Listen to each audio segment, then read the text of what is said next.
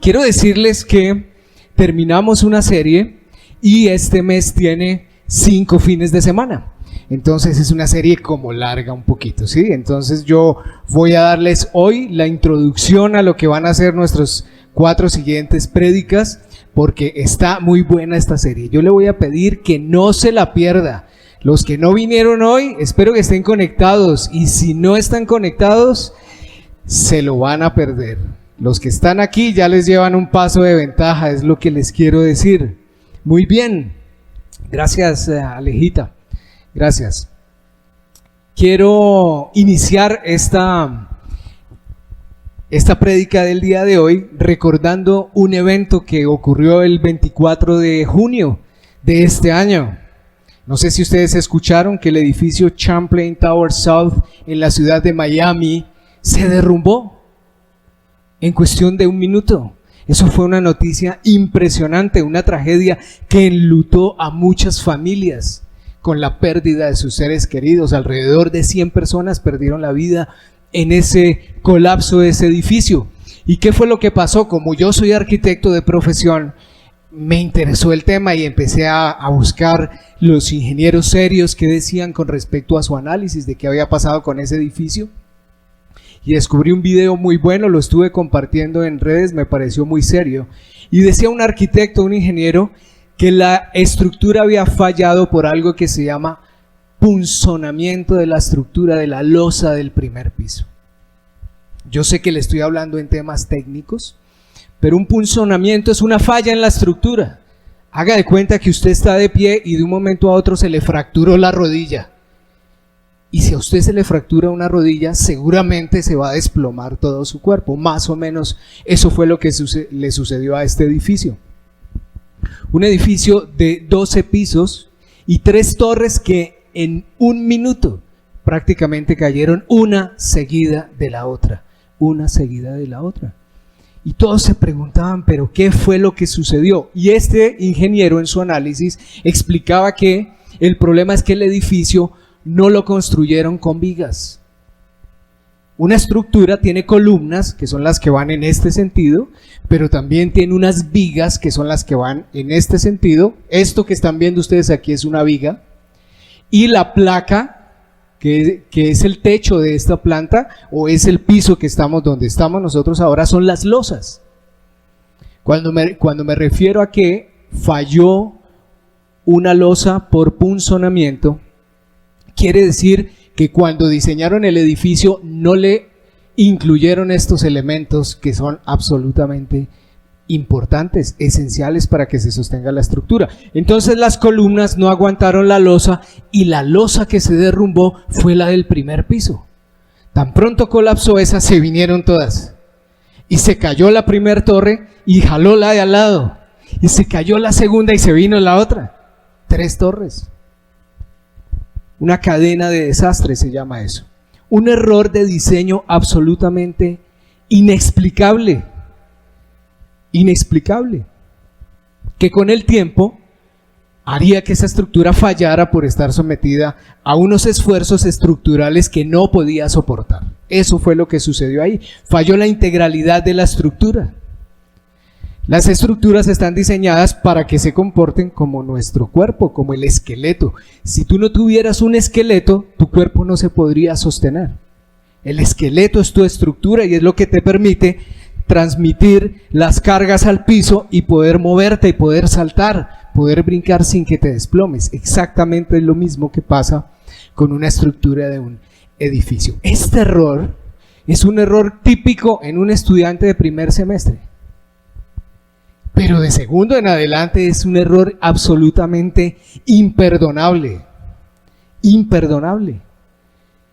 Lo cual parece prácticamente imposible que suceda. ¿Por qué? Porque en una construcción de un edificio no solamente está el diseñador, sino hay una interventoría, hay unos ingenieros, no solamente en la fase de diseño, sino también durante la construcción. Están unos directores técnicos, están unos inspectores de obra que están vigilando que las estructuras estén correctamente diseñadas y construidas. Entonces, la conclusión a la que llega este ingeniero arquitecto es que Parece ser que no fue un tema de ignorancia, sino más bien de una mala práctica de algunos constructores, que por ahorrarse unos pesos eliminan algunos elementos que suman dentro de la estructura. Parece ser que lo que quisieron, es una hipótesis, fue quitar esos elementos y en 12 pisos pues le permitían construir un piso más. Y eso en términos de dinero pues es significativo, al costo hoy de las aproximadamente 100 vidas que se perdieron. Impresionante. Y esa mala práctica es más común de lo que usted y yo nos imaginamos.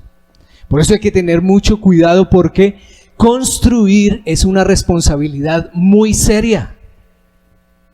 Construir es una responsabilidad muy seria y nadie lo puede hacer solo. Un arquitecto no construye solo, un ingeniero no construye solo, un director de obra no construye solo, unos maestros no construyen solos. Se necesitan especialistas, se necesita todo un equipo, se necesita un equipo que esté encabezando, que lidere, que oriente, que planee y otros ejecutando, cada quien en un área específica. Así funcionan las construcciones, así se construye. Y lo mismo pasa con la iglesia. La iglesia se edifica, la iglesia se construye con amor, con compromiso, con entrega, con solidaridad, con recursos y con manos. Levante sus manos, por favor. Con esas manos se construye la iglesia. Lo mismo que un edificio, necesita exactamente lo mismo, manos. Personas que cada quien se ocupe de hacer una parte, de construir un pedacito que le corresponda para poder levantar el edificio. Así se construye una iglesia. Y les quiero hoy hablar de un líder impresionante, de un director de proyecto, de esos que son unos tesos, unos valientes que se le miden a grandes retos. Y se llama Nehemías. Nehemías fue un líder impresionante, valiente, que desafió los peligros de su momento, de su época, y exhortó al pueblo a hacer la obra. Como Jesús desafió a sus opositores y alentó a sus discípulos también a perseverar.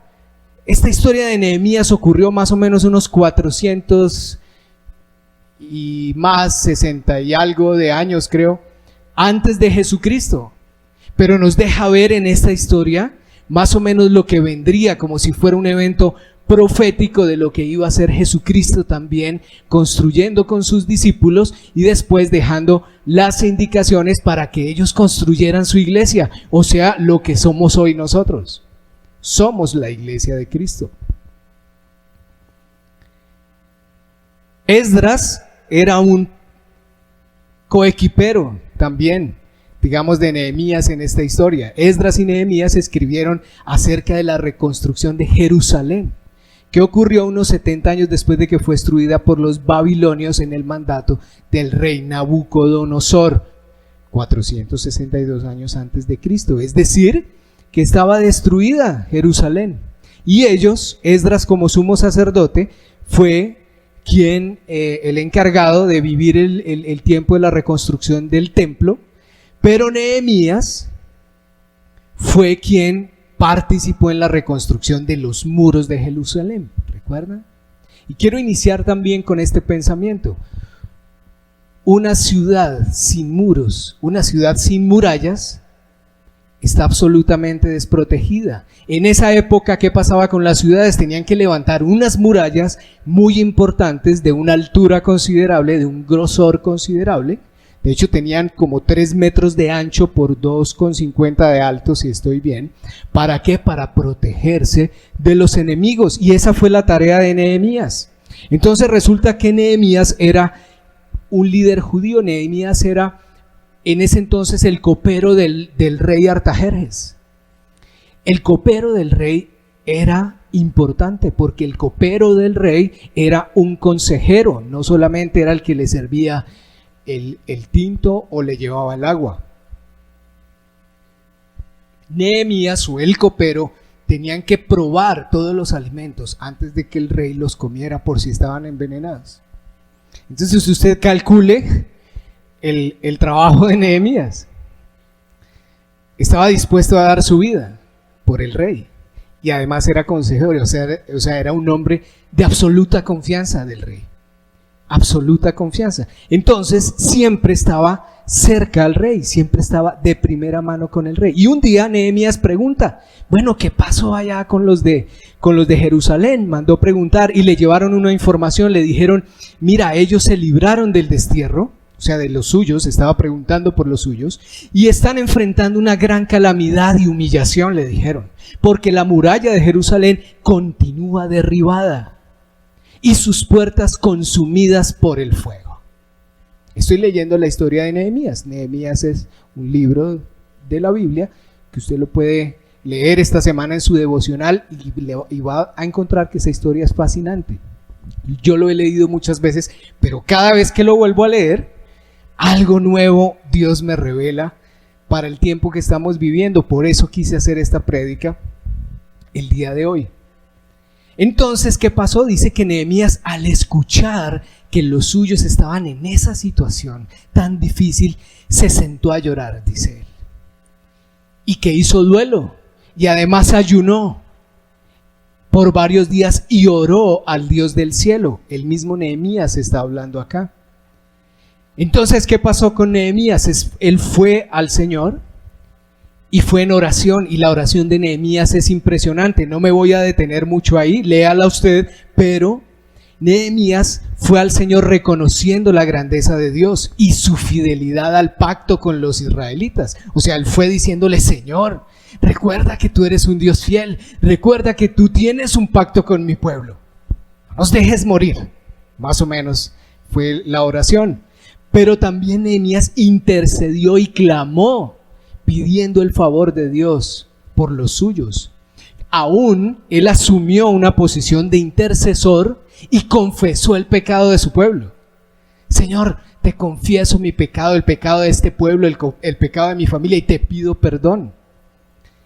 Fue en arrepentimiento por la desobediencia de su pueblo, clamándole al Señor misericordia. Y le recuerda al Señor la promesa de justicia que él le dio a Moisés, una promesa que el Señor le había dicho que si no le obedecían, el pueblo se iba a separar, pero que él se encargaría de volverlos a unir. ¿Para qué? Para que lo adoraran de nuevo. Y aquí tenemos la primera característica de un líder como Nehemías. Un verdadero líder se mueve a compasión por los suyos. Un verdadero líder se pone en la brecha por los suyos. Intercede. ¿Dónde están los intercesores de esta iglesia? ¿Dónde están los intercesores? Intercede por los suyos.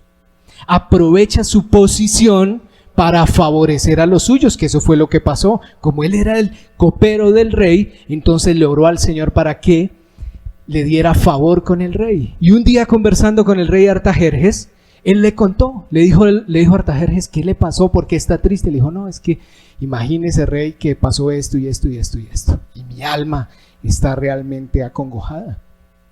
Entonces el rey, Dios le contestó la oración a Nehemías y le dio favor con el rey. Y el rey le dice, bueno, ¿y qué necesitas entonces para ir a ayudar a tu pueblo? Más o menos esa fue la conversación. Entonces Nehemías le dijo, mira, necesito permiso para ir a ayudarles a reconstruir los muros en Jerusalén. Y el rey le dijo, bueno, está bien. ¿Y qué más necesitas? Y Nehemías dijo, no, pues además de eso, necesito esto, y el rey le concedió todo lo que él le pidió. Eso es favor de Dios. Inclusive le dio más, porque le concedió los permisos para transitar hasta llegar a Judá, la madera para reconstruir las puertas, un lugar donde vivir. Además le prestó su escolta, le dijo, no, váyase con mi escolta, llévese, mis capitanes lo van a acompañar. Y no solamente eso, sino lo envió con su propia caballería. O sea, con todo lo que él necesitaba. Segunda característica de Nehemías, un verdadero líder cuenta con el favor de Dios para lograr el propósito de su llamado. Muy bien, pero no todo es felicidad. ¿Por qué? Porque cuando esto sucede, siempre va a haber oposición. Entonces habían 3 personajes ahí que era el gobernador de Samaria, un oficial amonita, y un personaje que era el jefe de Cedar, que era una tribu árabe, tenía una posición elevada, y ellos tan pronto se dieron cuenta que Nehemías llegó y lo que iba a hacer, salieron al paso. Estos señores se llaman Sanbalat, Tobías y Gesem. Así como los mencioné, gobernador de Samaria, oficial amonita, y el árabe, Sanbalat, Tobías y Gesem. Y dice la palabra que ellos se disgustaron mucho cuando escucharon que un líder como Nehemías, de tanta influencia, había llegado a ese lugar para ayudar a los israelitas. ¿Por qué? Porque el pueblo no tenía un líder que los guiara, no tenía un líder que los animara y que orara por ellos. Otra característica de Nehemías, un verdadero líder mantiene el ánimo, mantiene la fe y la esperanza por los suyos. Muy bien, vino la decisión de iniciar la reconstrucción y entonces Nehemías fue por la noche y dio un recorrido por la muralla, no le dijo a nadie, no le contó sus planes a nadie. Eso es una enseñanza importante. Y luego vino y se reunió con los líderes, los sacerdotes, todos los trabajadores para la obra, y los animó a reconstruir la muralla. Les dijo, venga, vamos a reconstruir esto para que esta gente no se siga burlando de ustedes y de nosotros. No puede ser que ustedes se van a quedar así como están caídos. Y les contó cómo la mano bondadosa del Señor lo había llevado hasta allá, favoreciéndolo. Y entonces ellos, cuando lo escucharon, se animaron y le dijeron, pues si es así y si Dios viene contigo, entonces manos a la obra. Y se unieron todos a la acción, activaron su fe y atendieron el llamado a la acción de Nehemías. Todos respondieron a Nehemías. Eso pasa con un pueblo que no es liderado. Cuando escucha a un líder que viene y alimenta su fe, ellos responden. Dios pone algo en los corazones de las personas para que se levanten. Ustedes me han escuchado decir aquí muchas veces, iglesia, levántate, no nos podemos quedar en el piso. Muy bien, sigamos. Voy en Nehemías 2, capítulo 2, versículo 19 al 20. Cuando supieron esto, entonces Sanbalat, Tobías y Gesem se burlaron de ellos y los trataron de manera despectiva. Aparecieron estos señores y les dijeron, jajaja, ¿qué están haciendo? ¿Acaso pretenden ustedes rebelarse contra el rey? Y Nehemías les contestó, les dijo, mire, el Dios del cielo nos va a conceder salir adelante, porque nosotros somos sus siervos. Vamos a comenzar la reconstrucción y ustedes no tienen ni arte ni parte en este asunto, no tienen ningún derecho aquí en Jerusalén. Así que Nehemías también los puso en su sitio. Les dijo, no, un momentico, que aquí ellos estaban solos, pero ahora aquí hay un líder que habla por ellos. Ya no están solos. Y Nehemías sabía con quién iba. Otra característica de Nehemías, un verdadero líder inspira y defiende a su pueblo de sus enemigos. Se inicia la reconstrucción y entonces ¿qué hizo Nehemías? Nehemías los organizó por familias. Entonces dijo, bueno, aquí en este pedazo de muro, en esta parte están voy a organizarlos por familias. Entonces aquí están los Gurumendi, Córdoba y Rurita. Eso, gracias Valentina. Valentina siempre es la que nos despierta. Muy bien, por aquí están los Betancur Mayorga. Muy bien. Por aquí otro grupito, están los Mejía Sánchez. Muy bien. Los Caicedo Chacón también estaban ahí.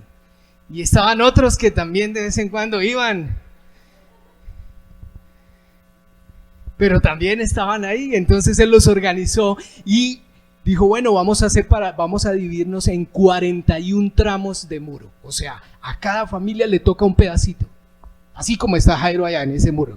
A ustedes les toca ese pedacito, a ustedes el otro pedacito, a ustedes el de allá. 41 tramos de muro y 8 puertas. Sin embargo, también hubo personas que no quisieron participar. En Nehemías 3:5 dice que los líderes de Tecoa, o sea, una parte de los que estaban ahí, se negaron a trabajar con los supervisores de la construcción. O sea, no todos quisieron atender el llamado, pero la mayoría sí lo hizo. Otra característica de Nehemías: un verdadero líder planea, define una estrategia, organiza a su gente, involucra a la comunidad para lograr un objetivo en común. Un verdadero líder sabe que la unión organizada es poderosa. Muchos organizados podemos mucho, podemos más. Muy bien. Luego, entonces iniciaron y se obstaculiza la reconstrucción. Voy a ir un poco más rápido. Nehemías capítulo 4, versículo 1. Dice que otra vez apareció Sanbalat y se enteró que estaban reconstruyendo la muralla y se disgustó muchísimo y se burló de los judíos. O sea, ya no se molestó. Ahora se disgustó muchísimo, le subió a la ira que le dio. Porque dijo, oiga, estos no pararon, estos me están desafiando, siguieron. Y él era el gobernador de Samaria, no era tampoco cualquier persona. Y se burló de todos ellos ante sus compañeros. Dijo, ja, perdónenme la expresión, pero me lo imagino así de manera despectiva. ¿Qué están haciendo?, decía Sanbalat, estos miserables judíos. Imagínense el trato en público. ¿Qué creen que se les va a dejar que reconstruyan? Este ya fue un ataque más subido de tono. Fue burla y vergüenza pública. Y la respuesta de Nehemías, ¿cuál fue? Sacó la espada y dijo, le voy a volar la cabeza a Sanbalat. No, por allá dicen que no, señor, Nehemías no hizo eso. Nehemías no sacó ninguna espada. Sacó la espada, pero la del Espíritu, que es la palabra de Dios seguramente, y le dijo a los suyos, oremos. Oremos. Vamos a orar porque esto se está poniendo duro, heavy. Esto se está poniendo complicado. Y la oración de Nehemías con ellos fue, escucha, Dios, cómo se burlan de nosotros. Haz que sus ofensas recaigan sobre ellos mismos. Nehemías no fue a pelear con Sanbalat, ni con Tobías, ni con Gesem. Fue en oración al Señor para pedirle que los defendiera. Listo. Reiniciaron entonces la obra. Dijeron, no. Sigamos construyendo. Y levantaron el muro hasta media altura. Y entonces dice que se enojaron muchísimo más. O sea, cada vez le subían más al tema. Y entonces, Nehemías en el capítulo 4, versículo del 8 al 11, dice que acordaron atacar ellos a Jerusalén. O sea, ya dijeron, no pudimos con ellos, no pudimos desacreditándolos públicamente, los vamos a atacar. O sea, se puso la pelea más seria. Entonces, ¿qué hizo Nehemías? Vamos a seguir orando. Y decidió con todas las familias montar guardia día y noche para defenderse. Dice que los enemigos maquinaban, decían entre ellos, les vamos a caer por sorpresa y los vamos a matar. Así haremos que la obra se suspenda. Eso era lo que hacían ellos en el secreto. Muy bien. Dice en el versículo 13, Nehemías dice, puse a la gente por familias para que hiciera guardia con las espadas. Ahí sí sacaron las espadas. Lanzas y arcos se armaron. Luego de examinar la situación, dice Nehemías, me levanté y le dije a los nobles gobernantes y al resto del pueblo, es decir, a ellos, al pueblo de Israel que estaba ahí, a esa tribu, parte del pueblo de Israel, les dijo, no les tengan miedo, acuérdense que el Señor es grande y temible y peleen por sus hermanos, por sus hijos y por sus hijas, peleen por sus esposas y peleen por sus hogares. ¡Wow! Me emociona Nehemías. Yo creo que yo debía haberme llamado Nehemías Andrés, una cosa así. Lástima no ver, bueno. Prácticamente lo que hizo Nehemías fue, organicémonos. Recuerden que esto vale la pena pelear. Vale la pena pelear por los tuyos. Así nos muramos aquí, pero nos morimos peleando. Tremendo. Eso es una vida con propósito. ¿Cómo estaban ellos al comienzo? ¿Se acuerdan? Caídos. No se podían mover. Ahora tenían un líder que los desafiaba a seguir adelante. Entonces, Nehemías les dijo a ellos: mire, la obra es muy extensa y estamos muy separados unos de los otros a lo largo de la muralla. Entonces, cuando oigan el sonido de la trompeta, corran hacia el lugar donde ésta suene y Dios peleará por nosotros. Otra característica de Nehemías: un verdadero líder está atento a implementar nuevas estrategias en el momento indicado. Un líder no se duerme. Un líder está a pilas. ¿Qué está pasando con los suyos? ¿Qué está pasando con el pueblo? Reorganicémonos. Así es mi esposa. Cuando mi esposa dice: no, esto no está, venga, oremos y movamos las fichas, reorganicemos esto, no hagamos esto. Siempre estamos mirando nuevas estrategias. Es un rasgo de un líder. Bien, terminó la reconstrucción. Finalmente la muralla en 52 días. Pero faltaban las puertas y volvieron otra vez a aparecer estos señores. Entonces dijeron: no hemos podido con ellos, mandémosles unos mensajitos a Nehemías, y le mandaron 4 mensajes citándolo por allá en un lugar. Dijeron: saquémoslo de ahí, de los suyos, tendámosle una trampa y no sé, lo matamos o algo así. Pero también querían engañarlo para configurarle un delito, el delito de rebelión contra su rey, porque para esas alturas Nehemías ya era gobernador. Nehemías capítulo 6, ya vamos en el capítulo 6, resumido. Dice: corre el rumor entre la gente de que tú y los judíos están construyendo la muralla porque tienen planes de rebelarse y tú pretendes ser su rey. Imagínense el chisme que armaron estos personajes. Y dice Nehemías: en realidad lo que pretendían era asustarnos. Pensaban desanimarnos para que no termináramos la obra, solo nos faltaban las puertas. Y ahora, Señor, fortalece mis manos, dice Nehemías. O sea, Nehemías sigue orándole al Señor. Tremendo. Señor, estoy cansado, pero dame fuerza en mis manos para seguir.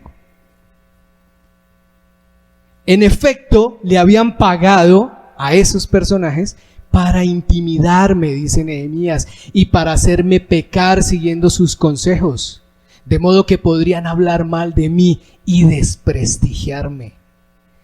A un líder, sus enemigos siempre van a querer desprestigiarlo, con chismes, con mentiras y cuentos baratos. Van a querer desanimarlo, enredarlo para que no logre su objetivo. Dice que cuando los enemigos se enteraron de que habían ya terminado, las naciones vecinas se sintieron humilladas, pues reconocieron que el trabajo que se había hecho fue con la ayuda del Señor. Finalmente terminaron reconstruyendo, y todas las poblaciones que estaban alrededor, las naciones, tuvieron que reconocer: wow, esta gente, a pesar de toda la oposición, lograron levantar sus murallas para protegerse. ¿Por qué? Porque Dios estaba con ellos. En Nehemías 7:1 ya habla de la muralla terminada y dice que instalaron las puertas. Y entonces Nehemías, ¿qué hizo después? Reunió otra vez a la gente, a las familias, y nombró porteros, a unos porteros, allá los de anfitriones, a otros cantores y levitas. Valentina, Alejandra, los músicos. Y dice que así un total de 42.360 personas llegaron a Judá. O sea, no eran 10 ni 20, 42.360. Y dice que algunos jefes de familia dieron ofrendas muy generosas para la obra. Los sacerdotes, los levitas, los porteros, los cantores, los sirvientes del templo y algunos miembros del pueblo se establecieron cerca de Jerusalén, y el resto se fueron por las ciudades aledañas. Conclusión, y aquí termina la historia: se consolidó la comunidad. Yo no sé si a usted le parece una historia muy parecida a la que hemos estado viviendo en la Puerta in House Church, en esta iglesia. Vamos a cumplir 1 año. Gracias, Valentina, gracias. 1 año en donde hemos venido haciendo ¿qué? Construyendo, gracias, construyendo. Estamos construyendo y aquí voy a entrar a la aplicación práctica ya de esta enseñanza. Construyendo, estamos en construcción. Le voy a dar el nombre de la serie de una vez para que usted la apunte en su agenda. La serie de este mes se llama Hombres Trabajando. Men at Work. Hombres Trabajando se llama esta serie. Y esta prédica, la primera, la introducción, se llama Cerremos Filas. Ese es el llamado para esta iglesia. Cerremos filas, hemos venido construyendo poco a poco, paso a paso. Estamos en construcción. Somos poquitos, entonces nos toca cerrar filas para que el enemigo no se nos meta por un huequito. Estamos en construcción, pero ¿qué estamos construyendo? Hay un objetivo que es construir la iglesia como templo, pero también la iglesia como personas, como vidas. Estamos construyendo esta iglesia, esta carpa que el Señor nos ha dado, esta organización, esta institución. Necesitamos construir comunidad y tenemos que organizarnos, así como Nehemías organizó las familias, pero al mismo tiempo estamos construyendo y reconstruyendo vidas. Tal vez en algún momento nuestra vida falló, como el Champlain Tower South de Miami, y se desplomó un pedazo. Y estamos caídos y necesitamos un líder que nos diga: levántate, tú puedes, deja de escuchar a Sanbalat, a Tobías y a Gesem, levántate, vas a reconstruir tu edificio, y el que no se le cayó, pues construya otro nuevo. Tal vez ya ha construido muchos y llegó el momento de meterle la mano a una obra nueva. Necesitamos manos. La iglesia, la comunidad, que es lo que estamos construyendo aquí en La Puerta in House, se hace con relaciones, con organización. Para construir o reconstruir se necesitan líderes y una comunidad con un objetivo en común. Nehemías fue un hombre importante, leal a Dios, fiel a su pueblo, valiente. Y el pueblo fue bendecido en gran manera por ese líder. Un líder que los llevó a conquistar. Un líder que los llevó a que vieran la victoria de Dios sobre sus vidas. Nehemías no se llevó el crédito, se lo llevó el Señor. Nehemías ya había recibido lo suyo. Tremendo líder, me encanta. Nehemías me desafía a ser un líder así. Mi esposa es un líder que ora por esta iglesia todos los días de su vida.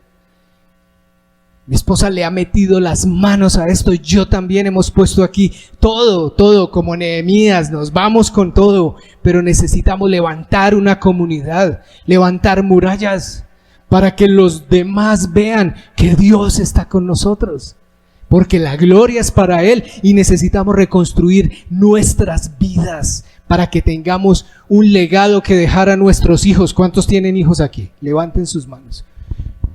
Bueno, ¿qué esperas dejarle a tus hijos? ¿Qué esperas dejarle a tu hija? ¿Qué esperas dejarle a tus nietos? ¿Tú qué esperas? ¿Y tú? Jóvenes, fuertes, ¿qué muro van a construir? Perdónenme, pero es que me emociono. Nehemías era un líder formando a otros líderes y trabajando con ellos. Ese es nuestro ADN en esta iglesia. Somos líderes que formamos otros líderes. Somos líderes que no nos quedamos con todo para nosotros. Al contrario, le metemos la mano a esto para levantar otros líderes. Nuestra razón de ser es formar discípulos de Jesús para que lleven a cabo los planes y los propósitos de Dios. Pero para eso se necesita un llamado. Y el llamado es para todos. Dios a través de Jesús nos hizo salvos, pero Él primero te salvó y después te llamó. Él no te salvó para que te quedaras ahí. Te salvó y después te llamó. Te dice: yo te salvo, pero ahora vienes a construir conmigo. Ahora estás en mi reino. Ahora dependes de mí y tienes mi favor y mi gracia. El reino de Dios es el objetivo. La misión es hacer discípulos. La visión es construir el reino. Es decir, el qué y el cómo. ¿Cómo lo vamos a hacer? Muy bien. Y aquí voy a cerrar ya y le voy a pedir que esté atento aquí. Yo sé que el calor, está haciendo calor y se me está durmiendo. Si se está durmiendo, póngase de pie. Salude al que tiene al lado, tómese un sorbo de tinto o de agua. Pero no se me duerma en este momento, porque el mensaje está aquí. Vamos a reconstruir las murallas de nuestras vidas. Ese es el gran objetivo, pero vamos a construir este templo del Señor. Aquí hay unos líderes que estamos entregando nuestra vida por este propósito. Y hay un pueblo que necesita ser liderado. Y aquí hay unos fieles que han venido caminando con la espada aquí y con el palustre poniendo ladrillos y con la espada aquí defendiendo a los demás. Eso es lo que hace la comunidad de Dios. Esa es la pelea orando. ¿Cuáles son tus enemigos? ¿Dónde está Sanbalat, Tobías y Gesem? Puede ser que el enemigo nos esté golpeando duro. Puede ser que haya venido a burlarse de ti. Puede ser que te esté atacando. ¿Cuál es tu Sanbalat? ¿Cuál es tu Tobías? Que te habla a tu mente y te dice, estás igual que hace 20 años. Mentira, ese Sanbalat es un mentiroso. Mentiroso, quiere desanimarte. ¿Quién te está hiriendo? Tal vez piensas que cada vez los ataques son más fuertes. Hay enemigos que nos engañan. ¿Qué enemigo te está engañando para robarse el propósito que Dios tiene contigo? Trae mentira, teje trampas. Aún hace que nuestra gente nos traicione para que nos desanimemos, para que botemos las cosas y digamos no vale la pena. Nos intimida, nos desanima, nos hace sentir cansados, nos pone carga falsa. Es que estoy que no puedo. Así estaba el pueblo de Israel. No, él les decía, no, levántese. ¿Cuál cansancio? Ningún cansancio. Cargas falsas trae el enemigo. Esto es espiritual. Estos enemigos son espirituales. Pero también usan personas alrededor nuestro. Tal vez el enemigo te dice que no vale la pena continuar, que Dios no te ama, que Dios no te escucha. Y tal vez endureciste tu corazón porque escuchaste más a Sanbalat que la voz del Espíritu Santo. Tal vez solamente te has fijado en tu problema y eso no te deja ver lo que Dios tiene para ti. Deja de fijarte en tu problema y ayuda al que tienes al lado a resolver el de él. Cuando tú le ayudas al que tienes al lado tu problema, de tu problema se encarga el Señor. Porque Él es fiel.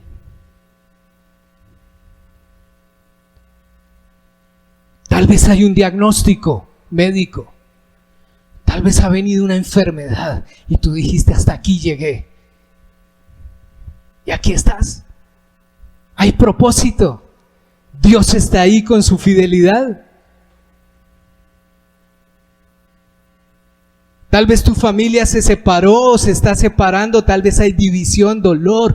¿Cuál es el muro que necesitas reconstruir y levantar hoy en tu vida, iglesia? ¿Cuál es la puerta que le debes cerrar al enemigo para proteger tu casa? Porque tal vez es una ciudad sin murallas y no te has dado cuenta. No basta con venir a la iglesia, tienes que trabajar en tu terreno. Por eso nos llamamos in-house. Porque lo más importante es levantar murallas en nuestras familias, en nuestras casas. Después sí salimos a hacer la obra. Pero lo más importante es nuestra familia. Y luego nuestra comunidad. Tal vez perdiste el empleo. Tal vez has venido empleo tras empleo, empleo tras empleo. Y está Faraón encima de ti para que no puedas reconstruir tu vida.